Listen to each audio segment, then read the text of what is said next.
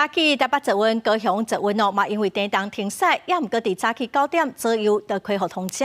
台铁嘛表示讲，东部干线宜兰大溪到花莲的凤林暂时停驶哦。北回线的东线和林河到中德，有汉本到和平，嘛因为邦线4个拢是大石头，嘛暂时停驶。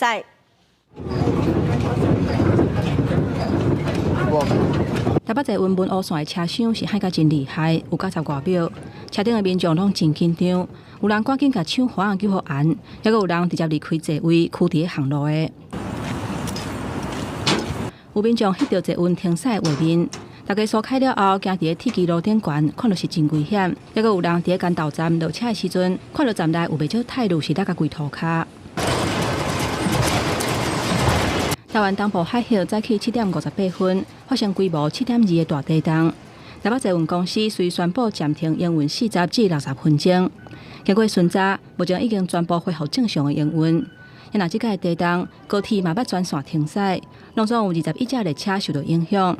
台北车头高铁等车的大厅，民众挂大包小包的行李伫边仔咧等。高铁嘛已经宣布全线降级运转，而且规划8班专车是自由座的列车来疏运。